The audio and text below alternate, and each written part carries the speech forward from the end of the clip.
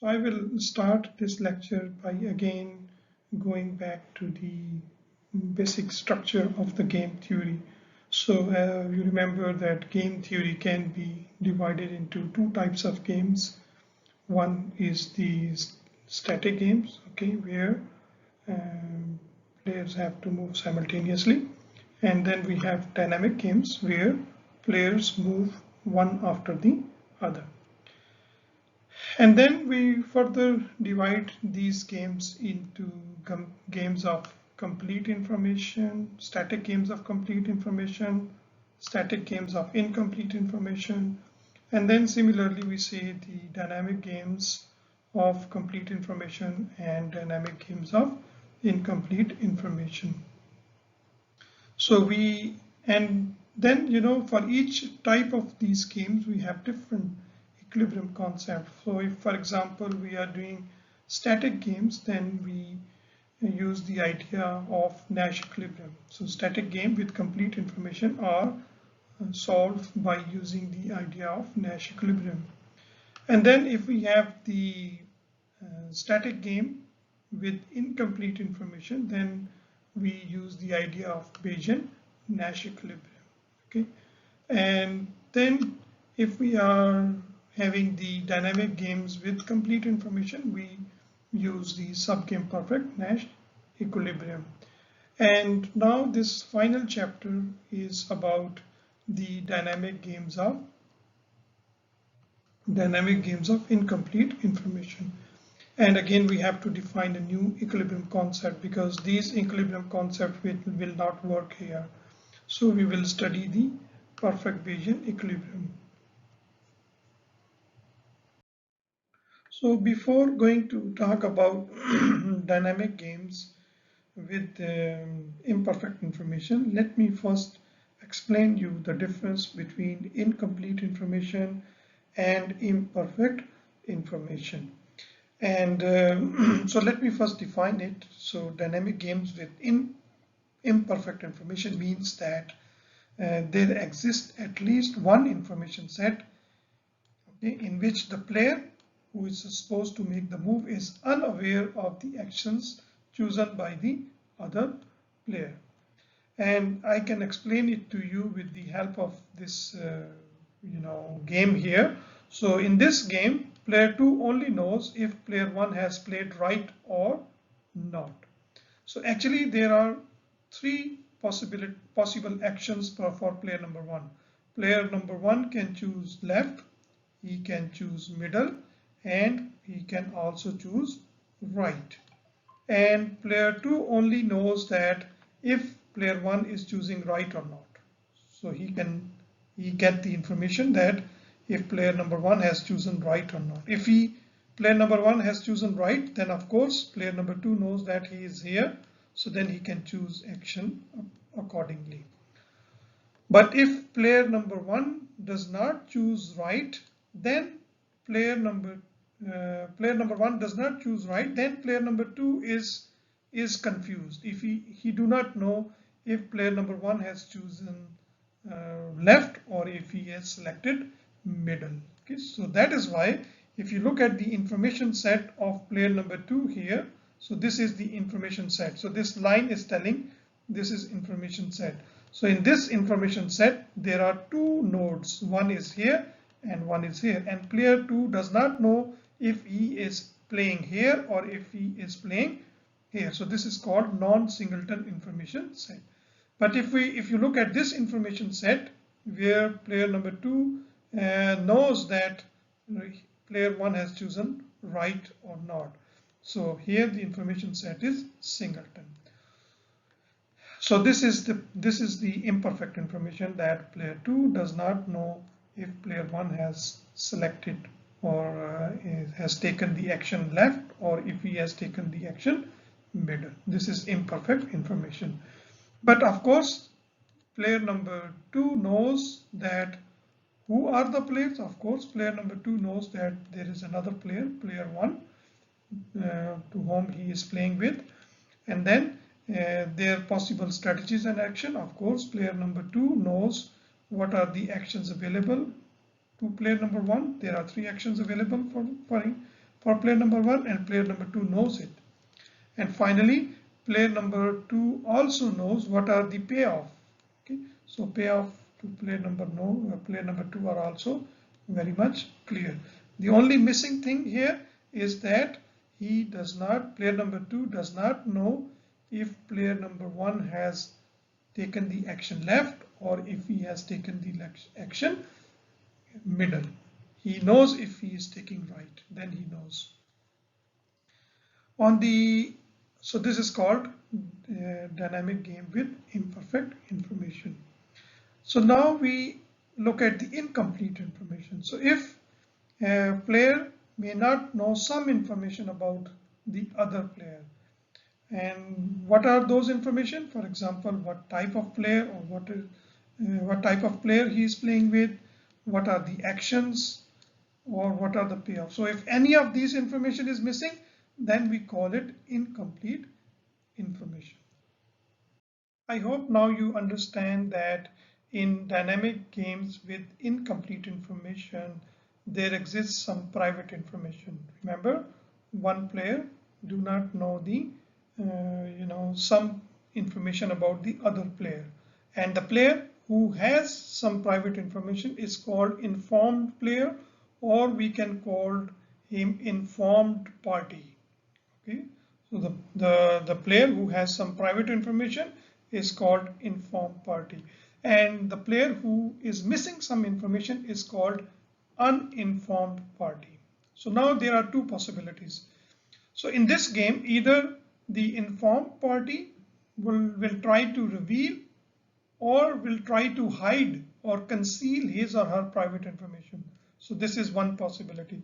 And the other possibility is that the uninformed party, the player who does not know the information, will try to learn or extract the private information from the informed party. We can understand this with the help of an example. And let us talk about job market interview. Some of you will finish your education soon, and you hopefully, it's not a good situation right now in the labor market, but let's suppose you are called for a job interview. And this job interview situation is actually a dynamic game. You have two players here. So one player is the employer and the other player is you, because you are going for an interview. So it's a dynamic game. So they take their action one after the other. So in this game, you as a job seeker is called informed party. Why? Because you have some private information about yourself, about your ability, how hardworking you are, what education abilities you have, all these things is actually a private information, and you have that information. On the other side of the table, you have the employer who wants to hire you, and they are uninformed party. Why they are uninformed party? Because they do not know the private information you have about yourself. Okay, so that is why it is called uninformed party. And now what will happen? You will try to sometime reveal your private information, and sometime you will try to conceal or hide your information. For example, if you have some good qualities, for example, if you are hardworking, then you will try to reveal it. You will try to, tell these people that you are hardworking. Okay, and sometime if you have some bad grades or something which you don't want to share, you will try to conceal it. Okay, so again, so the same informed party sometimes tries to reveal the information, and sometimes they try to conceal the information. Of course, you want to give the good information, and you will try to conceal the bad information about yourself.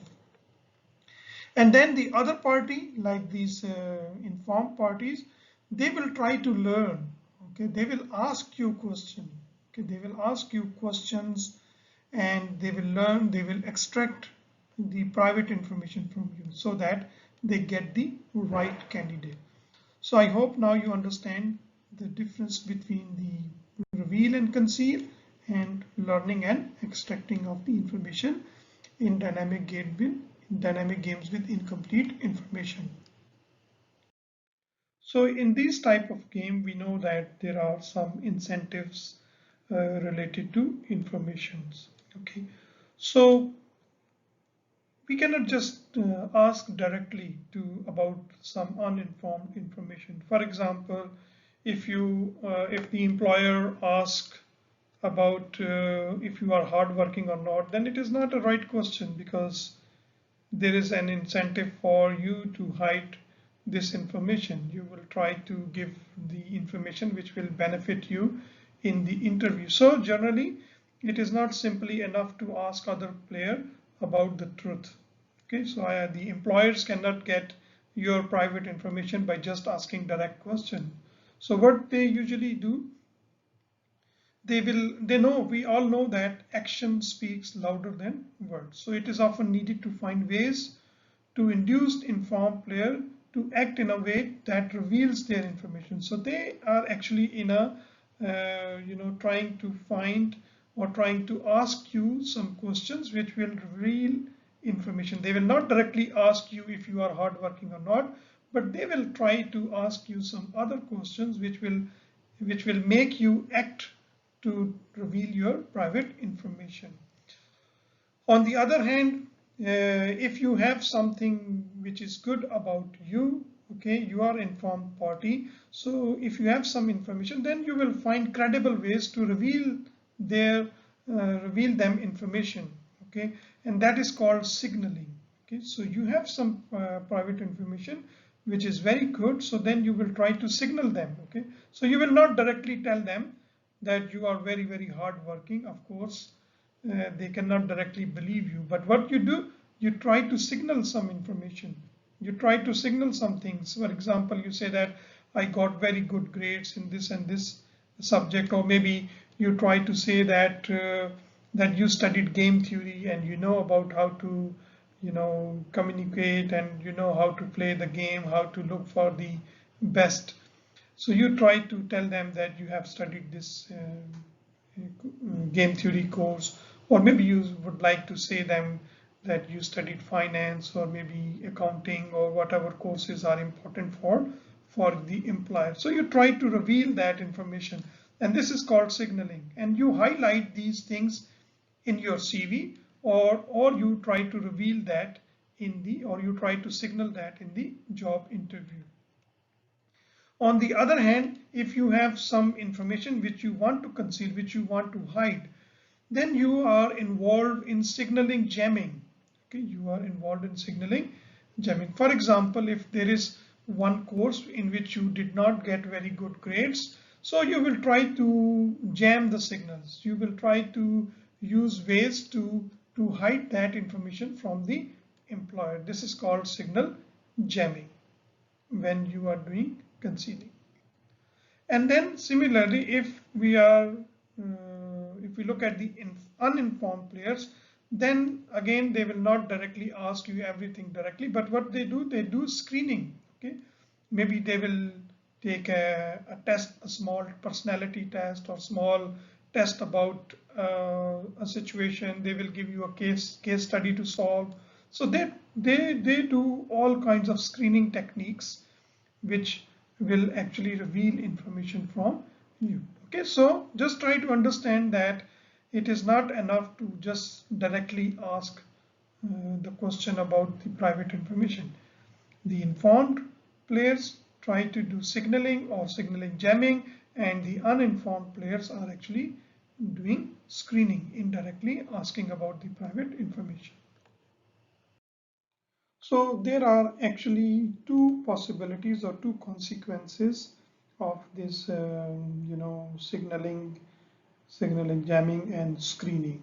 So if the informed player moves first, then he will be trying to do signaling or signaling jamming. On the other hand, if the uninformed party or uninformed player moves first, then he will be doing screening. So let us now define these things. So signaling or revealing information means that you are using actions that other players would interpret in a way that would favor the informed player. So this is called signaling. You are trying to act, or you are trying to give some signals to the uninformed players which will favor you. And what is signaling jamming? Signaling jamming or concealing information means that you are using mixed strategy that interferes with the other player's inference process. Like you give some, you try to confuse the other player about your bad information, and you want to jam the signals. Okay, and then if the uninformed player is moving first, okay, then he is doing screening. So what is screening? Screening means testing or scrutinizing. So there are many different ways of doing the screening. So now we try to see why subgame perfect Nash equilibrium and why Nash equilibrium cannot give us a solution in dynamic game with incomplete information. So let us first look at what is Nash equilibrium. So Nash equilibrium means that all players choose an optimal strategy or action given their beliefs and what other players are doing, and their beliefs are correct. And in simple word, we say that there is no incentive to change in Nash equilibrium. And then what is subgame perfect Nash equilibrium? The selected strategy for all players should be rational, not only at the beginning of the game, but also in all the subgames. So this is how we define subgame perfect Nash equilibrium. But in the case of dynamic games with incomplete information, these equilibrium ideas will not work. I will show you in the next example. So there is a need for a new concept which is called continuation game. Okay, so what does it mean? It means that players should be rational at each point at which they make a choice. Okay, so at every continuation game, they have to be rational. So this is something new what we have in perfect Bayesian equilibrium, which will lead us to the perfect Bayesian equilibrium. So now I'm going to show you why Nash equilibrium and subgame perfect Nash equilibrium fails in dynamic game with incomplete information. And I'm going to take the example of this game where we have two players, player 1 and player 2.